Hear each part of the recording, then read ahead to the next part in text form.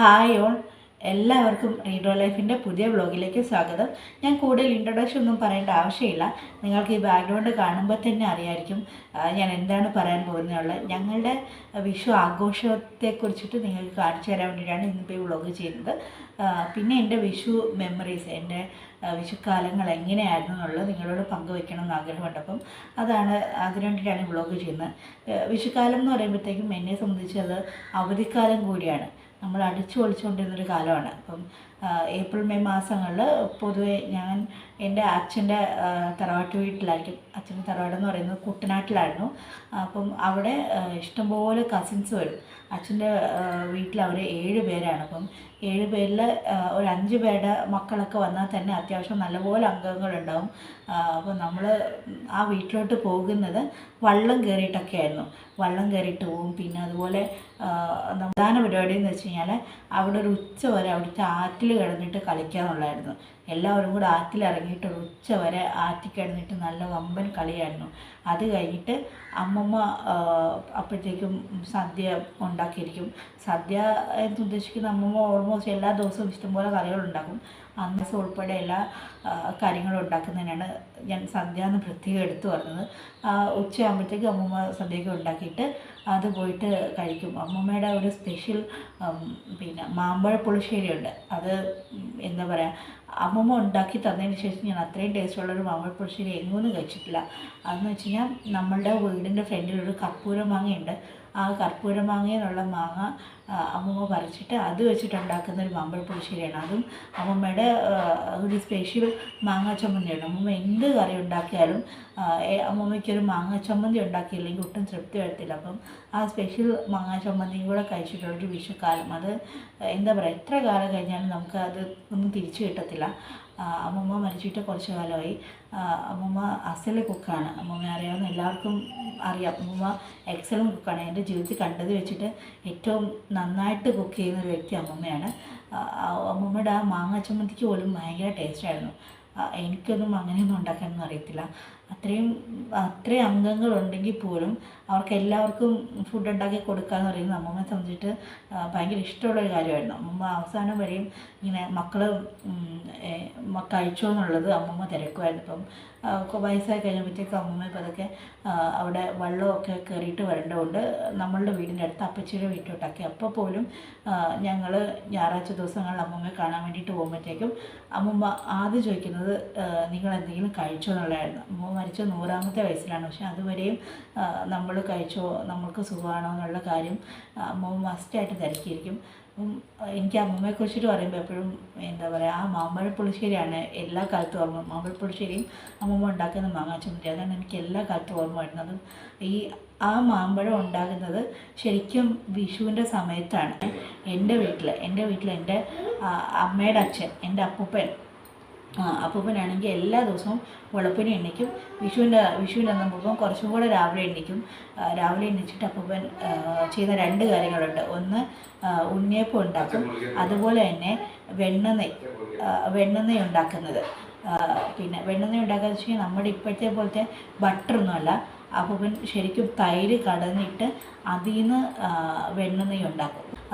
നമ്മൾ ഇപ്പോൾ ഉണ്ടാക്കുന്നത് മിക്സിയിൽ തൈരൊക്കെ അടിച്ചിട്ടില്ലേ, അങ്ങനെയല്ല ഉണ്ടാക്കുന്നത്. അപ്പം പക്ക തൈര് കടയുന്നൊരു മത്തെന്ന് പറഞ്ഞ സംഭവമുണ്ട്. അതിൽ വെച്ചിട്ട് തൈര് കടഞ്ഞിട്ട് നല്ല ഫ്രഷ് വെണ്ണനെയ്യാണ് ഉണ്ടാക്കുന്നത്.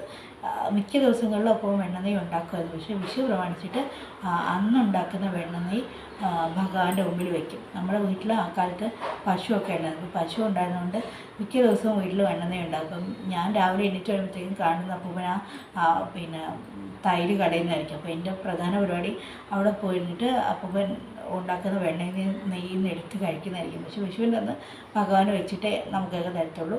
പിന്നെ വേറൊന്ന് അപ്പൂപ്പൻ ഉണ്ടാക്കുന്ന ഉണ്ണിയപ്പം. നമ്മൾ പിന്നെ അരിപ്പൊടി വെച്ചിട്ടല്ല അപ്പൂപ്പൻ ഉണ്ടാക്കുന്നത്. ശരിക്കും അരി അരച്ചിട്ട് പിന്നെ വിറകടുപ്പിൽ വെച്ചിട്ട് വലിയ കല്ലുണ്ട്. പിന്നെ പ്ലാസ്റ്റിക്കിൻ്റെ ഉണ്ണിയപ്പക്കല്ലല്ല, നല്ല കല്ലിൻ്റെ ഉണ്ണിയപ്പക്കല്ലുണ്ട്. അത് നല്ല ഭാരമാണ്. അതിൽ വെച്ചിട്ട് ഉണ്ടാക്കുന്ന ഉണ്ണിയപ്പം അത് ഭയങ്കര സോഫ്റ്റാണത്. കറക്റ്റായ പരുവവും കാര്യങ്ങളൊക്കെ അപ്പൂപ്പന് മാത്രമേ അറിയത്തുള്ളൂ. അത് എന്താ പറയുക, അവരുടെ സീക്രട്ട് റെസിപ്പിയാണിത്. ആ ഉണ്ണിയപ്പം ഉണ്ടാക്കുന്നത് അതും എൻ്റെ മനസ്സിലിങ്ങനെ തങ്ങിയിരിക്കുന്ന വിഷയമാണ്. നമ്മൾ ഇന്നത്തെ വരുമ്പോഴത്തേക്കും കാണുന്ന ചില കാഴ്ചകളായിരുന്നത്. ഇങ്ങനെ അപ്പൂപ്പനിട്ട് ഉണ്ണിയപ്പം ഉണ്ടാക്കുന്നു, പിന്നെ മെണ്ണുന്ന ഉണ്ടാക്കുന്നു, അതൊക്കെ. അപ്പം വിറകടുപ്പിൽ എന്ന് വെച്ച് കഴിഞ്ഞാൽ അപ്പൂപ്പന് നല്ല കറക്റ്റായിട്ട് അതിൻ്റെ പാകം അറിയാം. തീ കൂടിപ്പോയാലും പ്രശ്നമാണ്, തീ കുറഞ്ഞു പോയാലും പ്രശ്നമാണ്. തീ കൂടിപ്പോയാൽ പ്രശ്നം എന്ന് വെച്ച് കഴിഞ്ഞാൽ അത് വേഗം കരിഞ്ഞു പോകും. തീ കുറഞ്ഞു പോയി കഴിഞ്ഞാൽ ഉണ്ണിയപ്പം ഹാർഡായിപ്പോവും. അപ്പം അവർ മീഡിയം ഫ്ലെയിമിൽ വെക്കണം. ഇപ്പം നമുക്ക് ഗ്യാസ് അടുപ്പിലാകുമ്പോഴത്തേക്കും മീഡിയം ഫ്ലെയിമിലൊക്കെ വയ്ക്കാനുള്ള ഓപ്ഷൻസ് ഉണ്ട്. പക്ഷേ അല്ലാതെ വരുമ്പോഴത്തേക്കും കറക്റ്റ് തീ എന്തോരം വെക്കണം എന്നുള്ളത് ആ കണക്ക് അപ്പൂപ്പൻ അറിയായിരുന്നു. അപ്പോൾ അങ്ങനെ അപ്പൂപ്പൻ ഉണ്ടാക്കുന്ന ഉണ്ണിയപ്പം അതൊക്കെയാണ് എൻ്റെ ഒരു വിഷു ഓർമ്മ എന്ന് പറയുന്നത്. പിന്നെ വിഷുക്കൈനീട്ടം എന്ന് പറയുമ്പോഴത്തേക്കും എല്ലാ കാലത്തും പിന്നെ എൻ്റെ അച്ഛൻ്റെ അമ്മ തന്ന വിഷുക്കൈനീട്ടം അത് ഭയങ്കര നമുക്ക് ഓർമ്മയാണ്. കാരണം അമ്മൂമ്മയ്ക്ക് അങ്ങനെ ജോലിയൊന്നുമില്ല. പക്ഷേ ഈ വിഷു ആകുന്നതിന് മുമ്പ് തന്നെ അമ്മൂമ്മയ്ക്ക് മക്കളൊക്കെ കൊടുക്കുന്ന പൈസ ഉണ്ടല്ലോ, അത് അമ്മൂമ്മ സേവ് ചെയ്ത് വയ്ക്കും. സേവ് ചെയ്ത് വെച്ചത് ഒരു വർഷം ആകുമ്പോഴത്തേക്കും അമ്മൂമ്മ സേവ് ചെയ്ത് വയ്ക്കും. സേവ് ചെയ്ത് വെച്ചിട്ട് അത് എല്ലാ കൊച്ചുമക്കൾക്കും തിരിച്ചമ്മൂമ്മ വേവിച്ച് കൊടുക്കും. അതാണ് അമ്മൂമ്മ മസ്റ്റായിട്ട് നമുക്ക് വിഷുക്കൈനീട്ടം തരും. പക്ഷെ തരുന്ന വിഷുക്കൈനീട്ടം ഇങ്ങനെ അമ്മൂമ്മയുടെ ആ സേവിങ്സിൽ നിന്നുള്ളൊരു ഇതാണ് നമുക്ക് തന്നുകൊണ്ടിരുന്നത്. പിന്നെ അതുപോലെ തന്നെ അച്ഛൻ്റെ ഒരു ഏറ്റവും മൂത്ത ചേട്ടനുണ്ട്, അദ്ദേഹം ഡൽഹിയിലായിരുന്നു. അദ്ദേഹം ഒരു വിഷുക്കാലത്ത് വന്നിട്ട് പിന്നെ കുട്ടികളെ എല്ലാം ഇങ്ങനെ നിരത്തി നിർത്തിയിട്ട് എല്ലാവരോടും കൈ നീട്ടാൻ പറഞ്ഞു. അപ്പോൾ എനിക്ക് ഈ സാധാരണഗതിയിൽ ഇങ്ങനെ നിരത്തി നിർത്തിയിട്ട് കൈ നീട്ടാൻ പറയുന്നത് തല്ല് തരാൻ ആണെന്നുള്ളൊരു ഓർമ്മയാണ്. അപ്പം ഓർമ്മ എന്ന് വെച്ച് കഴിഞ്ഞാൽ അങ്ങനെ ആയിരുന്നു. ഇപ്പം അത് എനിക്ക് സ്കൂളിൽ നിന്ന് മിക്കവാറും തള്ളിയിട്ടുന്നുണ്ട്. അതാണ് എൻ്റെ മനസ്സിലുണ്ടായത്. അപ്പോൾ പേരപ്പിനിങ്ങനെ എല്ലാവരോടും ഇങ്ങനെ കണ്ണടച്ച് കൈ നീട്ടെന്ന് പറയുമ്പോഴത്തേക്കും ഞാനിങ്ങനെ കൈയൊക്കെ നീട്ടിയ, പക്ഷേ പേരപ്പം അടുത്ത് വന്നപ്പോഴത്തേക്കും ഞാൻ ഒറ്റ കളിച്ചെന്ന് കരുതി അടി തരാൻ വേണ്ടിയിട്ടാണെന്ന് വിചാരിച്ചിട്ട്. അപ്പോൾ അതൊക്കെയാണ് എൻ്റെ ഒരു വിഷു കൈനീട്ടത്തിൻ്റെ ഓർമ്മ എന്ന് പറയുന്നത്. പിന്നെ ആദ്യമായിട്ടൊരു 100 രൂപ കിട്ടുന്നത് അത് ഇതുപോലെ അമ്മമ്മയുടെ ഒരു ആങ്ങള ഉണ്ടായിരുന്നു. അദ്ദേഹം മരിച്ചുപോയി. അദ്ദേഹം തിരുവനന്തപുരത്തുണ്ടായിരുന്നു. അപ്പോൾ ആ അമ്മാവൻ്റെ വീട്ടിൽ നമ്മളൊരു വിഷുവിന് പോയപ്പോഴത്തേക്കും അമ്മാവൻ ആണ് എനിക്ക് ആദ്യമായിട്ട് 100 രൂപയുടെ നോട്ട് തരുന്നത്. അതൊക്കെ അന്ന് നമുക്ക് 100 രൂപയുടെ നോട്ട് കിട്ടുക എന്നൊക്കെ പറഞ്ഞാൽ അത് വലിയ സംഭവമായിരുന്നു. നമുക്ക് അത്രയൊന്നും ആരും തന്നിട്ടൊന്നുമില്ല. പിന്നെ ആയപ്പോഴത്തേക്കും ആൾക്കാർ 100 ഒക്കെ തന്നിട്ടുണ്ടായിരുന്നു. പക്ഷേ ആ കാലത്ത് എന്ന് വെച്ച് കഴിഞ്ഞാൽ എനിക്കൊരു 5 വയസ്സൊക്കെ ഉള്ള സമയത്ത് 100 രൂപയുടെ നോട്ട് നമുക്ക് വിഷുക്കൈനീട്ടമായിട്ട് തരാമെന്ന് വെച്ച് കഴിഞ്ഞാൽ അത് സംതിങ് ഗ്രേറ്റ്. അപ്പം അങ്ങനെയൊക്കെയായിരുന്നു എൻ്റെ വിഷു ഓർമ്മകൾ. പിന്നെ വിഷുവിനെ സംബന്ധിച്ചിട്ടുള്ള കഥ പറയാനാണെന്നുണ്ടെങ്കിൽ പിന്നെ അപ്പൂപ്പൻ പറഞ്ഞിട്ടുള്ള കഥ, ഭഗവാൻ കൃഷ്ണൻ സത്യഭാമയുടെ കൂടെ നരകാസുരനെ വധിക്കാൻ വേണ്ടിയിട്ട് പോയി. എന്നിട്ട് യുദ്ധത്തിനൊടുവിൽ സത്യഭാമയാണ് നരകാസുരനെ വധിച്ചിട്ട് കൃഷ്ണനും സത്യഭാമയും കൂടെ വിജയശ്രീലാളിതരായിട്ട് തിരിച്ചു ദ്വാരകയിലേക്ക് വന്നതിൻ്റെ ഓർമ്മ പുതുക്കാൻ വേണ്ടിയിട്ടാണ് വിഷു നമ്മൾ ആഘോഷിക്കുന്നത്. ഇവിടെ പടക്കമൊക്കെ പൊട്ടുന്നുണ്ട്.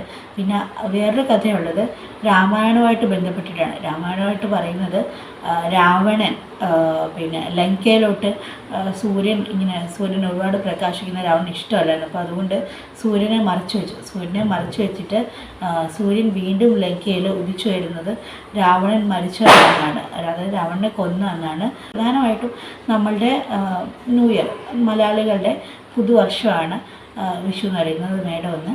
അപ്പം നമ്മളുടെ വിളവെടുപ്പിൻ്റെ ഉത്സവം കൂടിയാണ്. വിളവെടുപ്പ് എന്ന് പറയുമ്പോഴത്തേക്കും ഓണവും നമുക്ക് വിളവെടുപ്പാണ്. പക്ഷേ ഇത് പഴവും പച്ചക്കറികളുമാണ് വിഷുവിൻ്റെ പ്രധാന വിളവെടുപ്പ്. അതുകൊണ്ട് തന്നെയാണ് നമ്മൾ നമ്മുടെ വീട്ടിലുണ്ടാകുന്ന പഴവും പച്ചക്കറികളും ഭഗവാന്റെ മുമ്പിൽ വെക്കുന്നത്. നല്ലൊരു വർഷമാകട്ടെ എന്ന് വിചാരിച്ചിട്ട് നമ്മൾ പഴവും പച്ചക്കറികളും വെക്കുന്നത്. പിന്നെ അതിൻ്റെ കൂട്ടത്തിൽ ധാന്യങ്ങളും വയ്ക്കും. ഇതൊക്കെയാണ് വിഷുവിന് എനിക്കറിയാവുന്ന കഥകൾ. അപ്പോൾ ഞാനതൊക്കെ സാനിക്ക് പറഞ്ഞു കൊടുത്തിട്ടുണ്ട്. നരകാസുരനെ സത്യഭാമ കൊന്ന കഥകളും ഒക്കെ സാനിക്കും പറഞ്ഞു കൊടുത്തിട്ടുണ്ട്. ഇനിയിപ്പോൾ ഞങ്ങൾ രാവിലെ അമ്പലത്തിൽ പോകാൻ പോവാണ്. രാവിലെ എണീറ്റ് എല്ലാവരും കുളിച്ച് അമ്പലത്തിലൊക്കെ പോകാൻ പോവാണ്. അപ്പം വിഷു നമ്മൾ നന്നായിട്ട് ആഘോഷിക്കാമെന്ന് വിചാരിക്കുന്നു. പിന്നെ അവൾക്ക് സാനിക്ക് ഉണ്ണിയപ്പം ഭയങ്കര ഇഷ്ടമാണ്. അപ്പോൾ എൻ്റെ വക അവൾക്ക് ഉണ്ണിയപ്പം ഉണ്ടാക്കി കൊടുക്കാമെന്ന് വിചാരിക്കുന്നു. അങ്ങനെയൊക്കെയാണ് നമ്മൾ വിഷു ആഘോഷിക്കുന്നത്. കൂടുതൽ ആഘോഷത്തിൻ്റെ വിശേഷങ്ങൾ നിങ്ങളെ കാണിച്ചു തരാവേ. ഹായ്, ഞങ്ങൾ അമ്പലത്തിലൊക്കെ പോയിട്ട് വന്നിട്ട് ഉണ്ണിയപ്പത്തിൻ്റെ പരിപാടിയിലോട്ട് കിടക്കുകയാണ്. നമ്മൾ ബ്രേക്ക്ഫാസ്റ്റ് എല്ലാം കഴിഞ്ഞിട്ട് ഉണ്ണിയപ്പം ഉണ്ടാക്കാൻ പോകണം. സത്യം പറഞ്ഞാൽ വടപ്പാങ്കാലത്താണ് ഉണ്ണിയപ്പം ഉണ്ടാക്കേണ്ടത്. അരിപ്പൊടി വെച്ചിട്ട് നല്ല സിമ്പിളാണ്.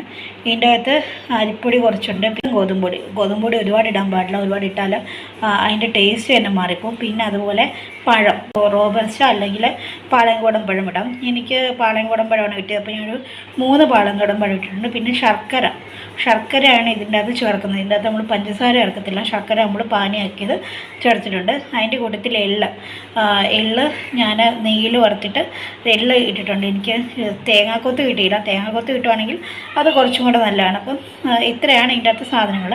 പിന്നെ നമുക്ക് ഇതിൻ്റെ ഒരു കൺസിസ്റ്റൻസി ശരിയാക്കാൻ വേണ്ടിയിട്ട് കുറച്ച് ഉപ്പും കൂടി ഇടാം അതിൽ. ഉണ്ണിയത്തിൻ്റെ ഒരു പാകം എന്ന് വെച്ച് കഴിഞ്ഞാൽ കുറച്ച് കുറുകിയിരിക്കണം. ഇത് ഭയങ്കര ദോശമാവും പോലെ അത്ര ലൂസാകാൻ പാടില്ല, എന്നാൽ അങ്ങനെ അങ്ങ് കട്ടിയാകാനും പാടില്ല. ഇതാണ് ഇതിൻ്റെ ഒരു പാകം എന്ന് പറയുന്നത്. ഇതൊക്കെ അച്ഛനമ്മ വന്നപ്പോഴത്തേക്ക് എനിക്ക് ഉണ്ണിയപ്പത്തിൻ്റെ കല്ല് കൊണ്ട് തന്നു. ഇത് നമ്മുടെ സാധാരണ ഇപ്പോൾ കിട്ടുന്ന മാതിരിയുള്ള വെയിറ്റ്ലെസ് ആയിട്ടുള്ള കല്ലാണ്.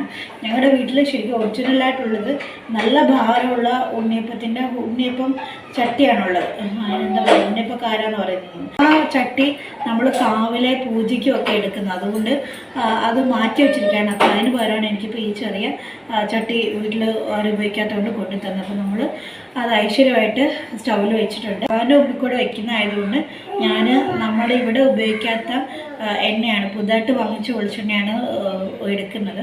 നിറച്ച് വെളിച്ചെണ്ണ വയ്ക്കാൻ പാടില്ല. ഞാനൊരു മുക്കാൽ ഭാഗത്തോളം ഒഴിച്ചിട്ടില്ല, അതിൽ താഴെയാണ് ഞാനിപ്പോൾ വെളിച്ചെണ്ണ ഒഴിച്ചിരിക്കുന്നത്. വെളിച്ചെണ്ണ നല്ല ചൂടായിട്ടുണ്ട്. അപ്പോൾ ചൂടായിട്ടുണ്ടോ എന്ന് അറിയാൻ വേണ്ടിയിട്ട് ഞാനൊരു ചെറിയത് ഒഴിച്ച് നോക്കി. അപ്പോൾ നല്ലതായിട്ടത് വന്നിട്ടുണ്ട്, തിളച്ച് നല്ല ഇട്ടിട്ടുണ്ട്. ഇത് തീരെ ചെറുതാണ്, അപ്പോൾ അതുകൊണ്ടാണ് ഇത് എന്താ പറയുക വിചാരിച്ചതിനെക്കാട്ടി കൂടുതൽ ഇങ്ങനെ പൊന്തി വരുന്നത്. കുഴപ്പമില്ല, ഞാൻ വെളിച്ചെണ്ണ കുറച്ച് ഒഴിച്ചിട്ടുണ്ടായിരുന്നുള്ളൂ, അപ്പോൾ അതുകൊണ്ട് അങ്ങനെ അങ്ങ് പ്രശ്നമൊന്നും വന്നിട്ടില്ല. നമുക്കിത് നോക്കാം എന്താവുമെന്നുള്ളത്. ഇതായി നടുക്കുള്ളതൊക്കെ വേഗം ആയിട്ടുണ്ട്.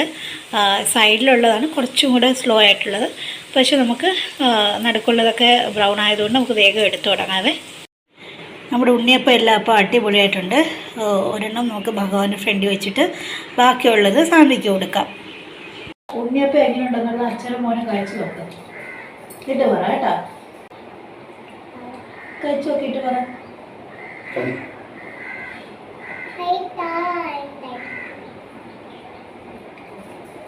കൊള്ളാവാ? ഇഷ്ടപ്പെട്ടാ?